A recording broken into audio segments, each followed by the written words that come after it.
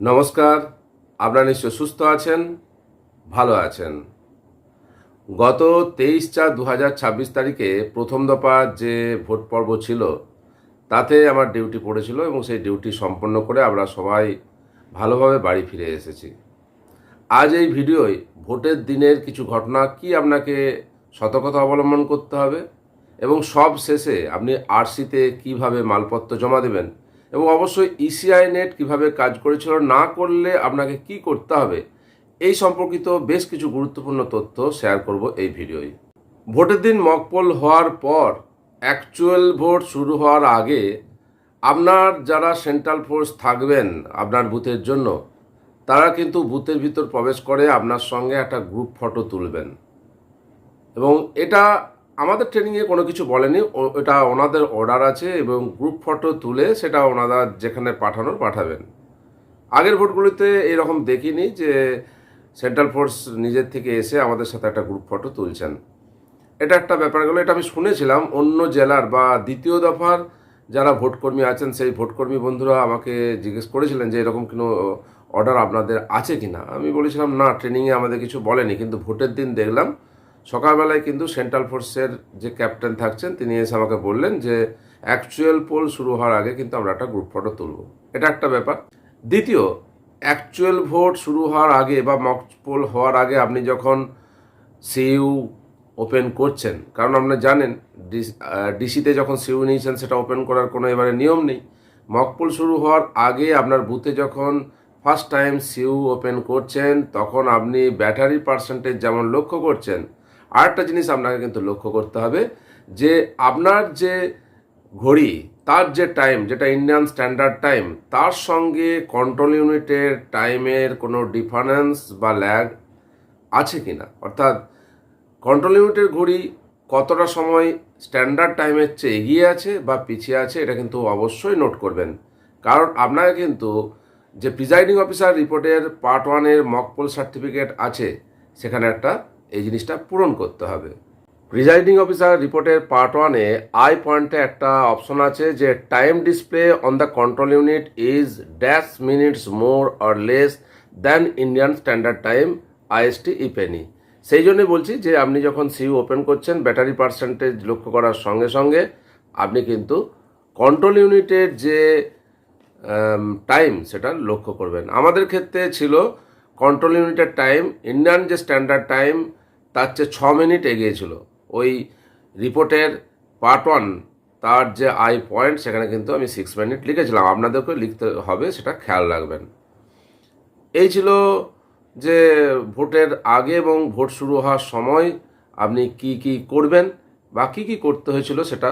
আর তো vote process জানেন, ভোটের দিন চলছে। আপনার মনে রাখবেন ওয়েব ক্যাম চলছে। ওয়েব ক্যাম বেশিরভাগই 2 ক্যামেরা থাকবে, একটা ভিতরে একটা বাইরে, কারো কারো 3 ক্যামেরাও থাকতে পারে। এবং সতর্কতা অবলম্বন করবেন। ওয়েব ক্যামে যেহেতু ভিডিওর পুরো আপনার ভোট প্রসেসিং মনিটরিং হচ্ছে, আপনার গোলমাল হলেই কিন্তু কন্ট্রোল ইউনিট থেকে ফোন আসবে। এবং কম্পেনিয়ান বেশি অ্যালাউ করবেন না, এবং কম্পেনিয়ান নিলে কিন্তু অবশ্যই ফর্ম ফিল আপ করানোর চেষ্টা করবেন। এবার বলবো ইসিআই নেট সম্পর্কে কিছু কথা। আমাদের যেখানে ডিউটি পড়েছিল, আমরা যে 4 জন পোলিং অফিসার ছিলাম এবং যে নেটওয়ার্ক ব্যবহার করছিলাম, বলা ভালো আমাদের প্রত্যেকেরই জিও এবং বিএসএনএল ছিল এবং ওই জায়গায় জিও সেভাবে কাজই করছিল না। এবং পরে জানা গেল যে জিও ওখানে নেটওয়ার্ক নেই, এয়ারটেল আছে, কিন্তু আমরা কি করে জানবো। তো যার ফলে অ্যাপস কিন্তু সেভাবে কাজ করেনি।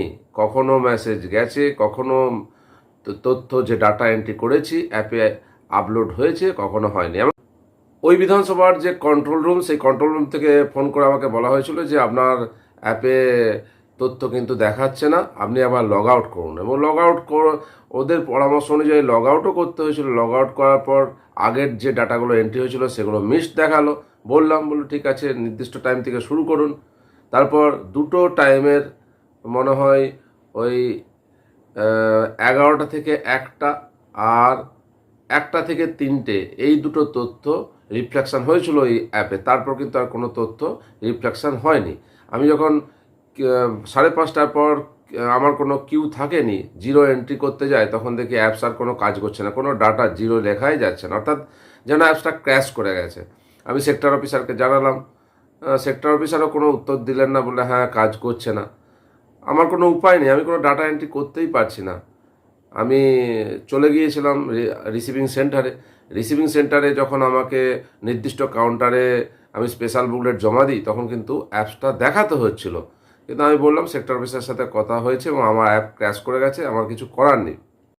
রিসিভিং সেন্টারে যিনি ছিলেন তিনি আমার ওই স্পেশাল যে বুকলেট বা যেটা চেকলিস্ট বুকলেট সেটা নিয়ে নেন, চেক করে নেন এবং জমা নিয়ে কিন্তু ভিতরে পাঠান চেক হওয়ার জন্য। কিন্তু সেখানে আটকে যায়, বলে যে আপনার অ্যাপে কোনো তথ্য নেই, আপনাকে অ্যাপে আপলোড করতে হবে। ওনারাই আমার কাছ থেকে মোবাইল নিয়ে আপলোড করার চেষ্টা করেন, কিন্তু ওনারাও ব্যর্থ হন, কারণ ওই আরসিতেও নেটওয়ার্ক নেই।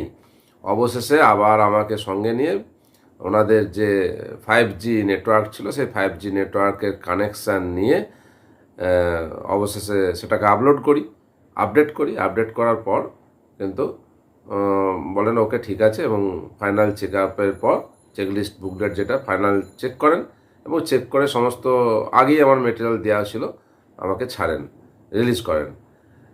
এটা বলার কারণ যে আপনাদের ক্ষেত্রেও কিন্তু এমন হতে পারে যে অ্যাপস নেটওয়ার্কের জন্য কাজ করছে না, এবং যেটা বলা হয়েছিল যে নেটওয়ার্ক না থাকলেও মেসেজ আকারে আপনার ডাটা সেভ থাকবে, যেই আপনি নেটওয়ার্কে আসবেন সেটা সেভ হয়ে যাবে। কিন্তু এরকম কোনো ঘটনা ঘটেনি এবং ওই অফিসারও স্বীকার করেছেন হ্যাঁ কাজ করেনি।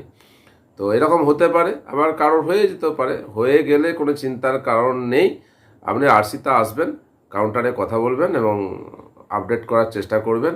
আর সবচেয়ে ভালো যে বাকি যারা আপনার পোলিং স্টাফ থাকবেন, যদি অন্য নেটওয়ার্কের সিম থাকে তাহলে তার ডাটা আপনি হটস্পটে নিয়ে কাজটা চালিয়ে নেবেন। এবার প্রশ্ন হচ্ছে যে কটা ফর্ম কটা করে করব।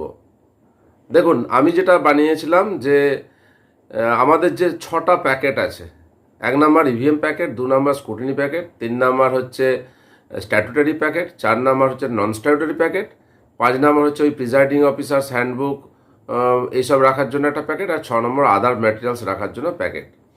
তো আপনার যেমন প্যাকেটে যে ফর্মের কথা বলা আছে, আপনি প্রথমে সেই কটা ফর্মই ফিল আপ করবেন এবং এটা নিয়ে অত চিন্তার কোনো কারণ নেই।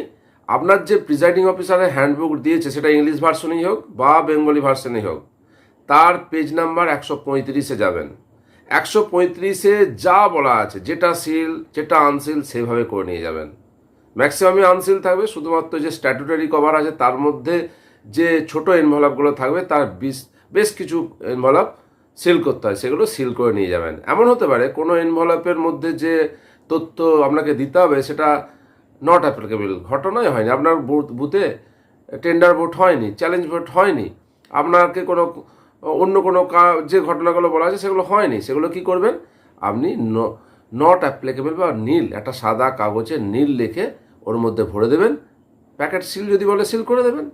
সিল আনসিল নিয়ে অত চিন্তা করার কোনো কারণ নেই। আবার বলছি যে প্রিজাইডিং অফিসার ডায়েরির যে 135 নাম্বার পেজ আছে তাতে যা বলা আছে তাই করবেন, এটাই মূল কথা। আর অতিরিক্ত কটা ফর্ম কি করবেন, 17C কটা একটা এক্সট্রা করবেন। আপনার সেক্টর অফিসার আপনাকে বলবেন, সেক্টর অফিসারের কাছে জিজ্ঞেস করে নেবেন আপনি সকালের দিকেই বা আপনার সাথে যখন প্রথম সাক্ষাৎ হচ্ছে, যে আপনি কি ফর্ম আমার কাছে এক্সট্রা নেবেন। আমাদের ক্ষেত্রে সেক্টর অফিসার বলেছিলেন যে আমার কাছে যেটা নেবেন একটা 17C নেবেন, আর একটা প্রিজাইডিং অফিসার রিপোর্টের পার্ট 4 পার্ট 5, যেটা কখনো লাগেনি, এবারে অদ্ভুতভাবে উনি আবার পার্ট 4 পার্ট 5 চাইলেন, অর্থাৎ মেশিন চেঞ্জ হওয়ার ব্যাপার, যে চেঞ্জ হলে একটা মক পোলের সময় আর একটা হচ্ছে অ্যাকচুয়াল পোলের সময় যদি ইভিএম চেঞ্জ হয়, ভিভিপ্যাট চেঞ্জ হয়, তাহলে যে ফর্ম ফিল আপ করতে হয় সেগুলো দিতে হবে।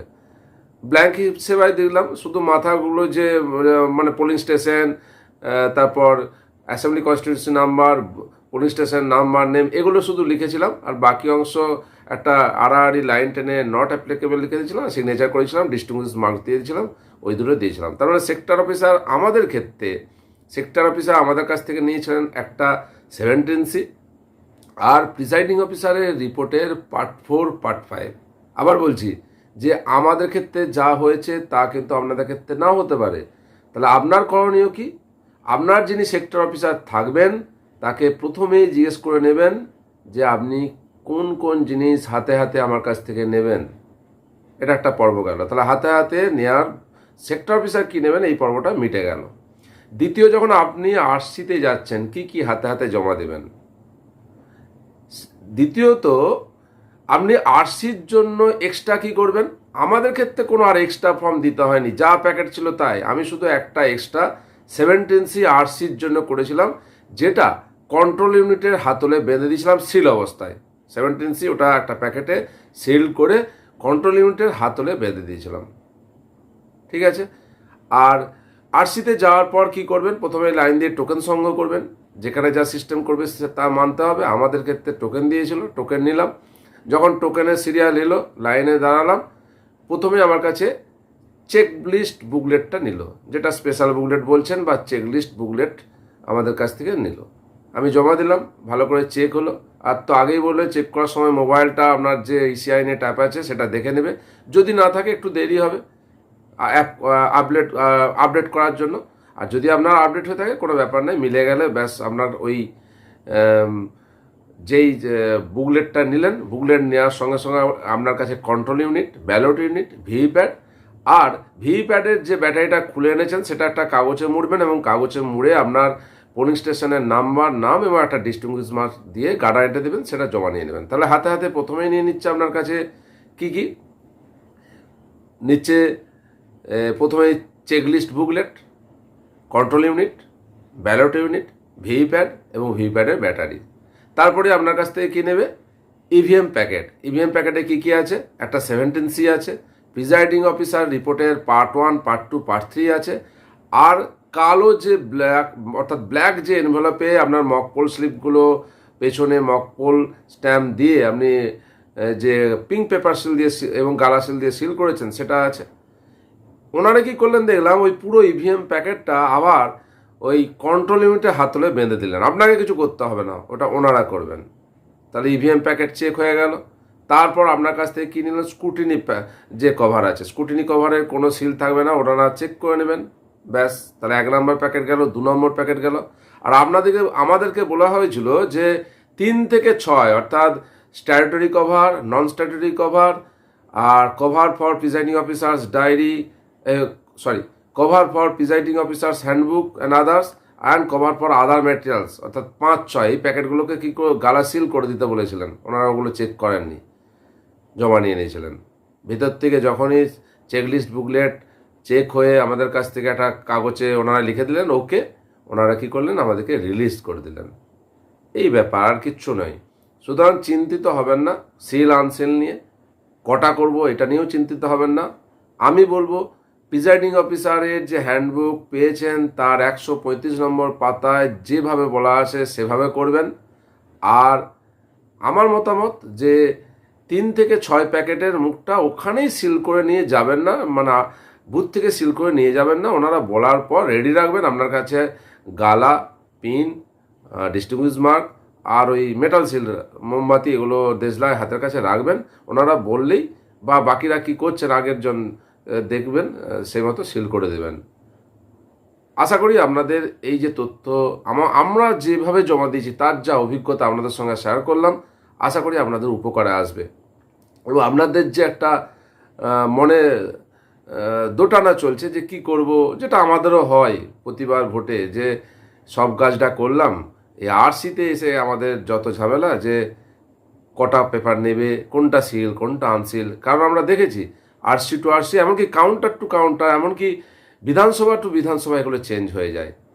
আমরা যেভাবে আমাদের বিধানসভা ক্ষেত্রে নির্দিষ্ট কাউন্টারে মেটেরিয়াল জমা দিয়েছিলাম তা আপনাদের সঙ্গে শেয়ার করলাম। এবং স্ক্রিনে আমি দেখাবো আমাদের যে কাউন্টারে যে ডকুমেন্টস, মানে যে ইনস্ট্রাকশন মেনে ওনারা আমাদের কাছ থেকে মেটেরিয়ালগুলো নিচ্ছিলেন তার একটা কপি আপনাদের সঙ্গে শেয়ার করব, স্ক্রিনে দেখতে পাবেন, দেখে নিন। আর সবশেষে যাদের কথা না বললেই নয়, এই ভোট পর্ব সম্পন্ন করার জন্য আমার যে টিম ছিল, টিমের আমাকে নিয়ে মোট 4 জন, এই 4 জনের ঐকান্তিক প্রচেষ্টা এবং কমপ্লিট টিম ওয়ার্ক ছাড়া কোনো ভোটই কারোরই কিন্তু স্মুথলি কমপ্লিট করা সম্ভব নয়। আমার ফার্স্ট পোলিং অভিবাবু অভিক সেন, সেকেন্ড পোলিং সুব্রত নায়ক মহাশয় এবং থার্ড পোলিং গৌতম পাল মহাশয়কে অসংখ্য ধন্যবাদ। কখনো আমাদের মনে হয়নি যে আমরা অপরিচিত। ওই একটা দিনের মধ্যেই 2 দিন আমরা ছিলাম একসাথে, তো আমাদের যে একটা বন্ডিং এবং যে টিম ওয়ার্ক হয়েছে তাদের জন্য অসংখ্য ধন্যবাদ। আপনারা সকলে ভালো থাকুন। আবারও সকলকে ধন্যবাদ জানিয়ে এই আজকের ভিডিও এখানেই শেষ করছি। আগামী পর্বের অর্থাৎ আগামী যে দফা আছে ভোটের, সেই দফার ভোটকর্মীদের অগ্রিম অনেক শুভেচ্ছা রইল। আপনারা খুব ভালোভাবে ভোট করে সুস্থভাবে বাড়ি ফিরে আসুন। আপনারা সকলে সুস্থ থাকুন, ভালো থাকুন।